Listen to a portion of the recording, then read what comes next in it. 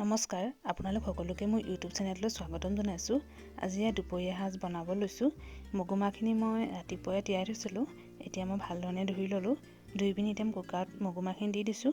এতিয়া ইয়াত মই অলপ নিমখ দিলোঁ আৰু অলপ হালধি দিলোঁ আৰু অলপ পানী দি দিছোঁ। এতিয়া মই ভালধৰণে লৰাই দিছোঁ। মগু মাহখিনি মই সিজিবলৈ দিলোঁ। সিজাৰ পিছত এতিয়া মই এটা কেৰাহী পাতি ল'লোঁ। কেৰাহীত মই অলপমান জিৰা দিছোঁ আৰু অলপমান পাঁচফোৰণ দিছোঁ আৰু দুটা শুকান জলকীয়া দিছোঁ। এতিয়া মই মগু মাহখিনি দি দিছোঁ। এতিয়া মই আকৌ লৰাই দিছোঁ। মগু মাহখিনি সিজিবলৈ বেছি সময় নালাগে, যিহেতু মই বইল কৰি লৈছিলোঁ। এতিয়া মই তেল মাৰি দিছোঁ আৰু এতিয়া মই এনেদৰে এটা উতল অহালৈকে বনাই ল'লে হৈ যাব। মগু মাহখিনি বনাই লোৱাৰ পিছত এতিয়া মই ভাতখিনি পাতি দিছোঁ। ভাতত মই আলু দি দিছোঁ আৰু ৰঙালাও দি দিছোঁ। এতিয়া মই এইখিনি এটা চিটি অহালৈকে বনাই ল'ব লাগিব। ভাতখিনি ভাজি লোৱাৰ পিছত এতিয়া মই এটা কেৰাহী পাতি ল'লোঁ। কেৰাহীত অলপ তেল দি ল'লোঁ আৰু এতিয়া মই অলপ জিৰা দিলোঁ আৰু অলপ পাঁচফোৰণ দিলোঁ আৰু অলপমান পিঁয়াজ দিলোঁ। এতিয়া মই পিঁয়াজখিনি ভালধৰণে ভাজি ল'ব লাগিব। পিঁয়াজখিনি ভাজি লোৱাৰ পিছত এতিয়া মই ইয়াত বন্ধাকবি আলু কাটি লৈছিলোঁ, সেইখিনি দি দিছোঁ। এতিয়া মই আকৌ লৰাই দিছোঁ।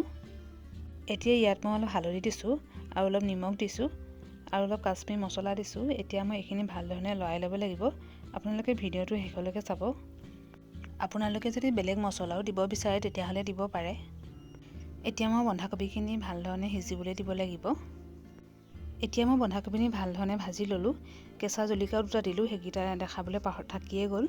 এতিয়া মই আলু আৰু ৰঙালাও বইল কৰি লৈছিলোঁ যে সেইখিনি পিটিকা বনাম। এতিয়া মই আলু 3টা দি লৈছোঁ আৰু ৰঙালাও এডোখৰ আলু দি লৈছোঁ। এতিয়া মই আলুখিনিত আদা দিছোঁ আৰু অলপমান পিঁয়াজ দিছোঁ, অলপমান নিমখ দিছোঁ আৰু অলপমান মিঠাতেল দিছোঁ। এতিয়া মই আলুখিনি ভালধৰণে পিটিকা কৰি ল'ব লাগিব। আলু পিটিকা খাই কোনে কোনে ভাল পায় কমেণ্ট কৰি জনাবচোন। মইতো খাই বহুতেই ভাল পাওঁ। আৰু এতিয়া মই আলুখিনি ভালধৰণে পিটিকা কৰি লৈছোঁ। আলুখিনি মই পিটিকা কৰি ল'লোঁ। এতিয়া মই ৰঙালাওখিনি পিটিকা কৰি ল'ব লাগিব। এতিয়া মই ৰঙালাওখিনিত আদা অলপ দি দিছোঁ আৰু অলপমান পিঁয়াজ দিছোঁ। আপোনালোকে ৰঙালাওখিনি আলু নিদিলেও হ'ব। আৰু অলপমান নিমখ দিছোঁ আৰু অলপমান মিঠাতেল দি দিছোঁ। এতিয়া মই ৰঙালাও আলুখিনি পিটিকা কৰি ল'ব লাগিব। ৰঙালাও আলু পিটিকাখিনি খাবলৈ বিৰাটেই ভাল লাগিছিলে। আপোনালোকে এনেদৰে কেতিয়াবা বনাই খাই চাবচোন।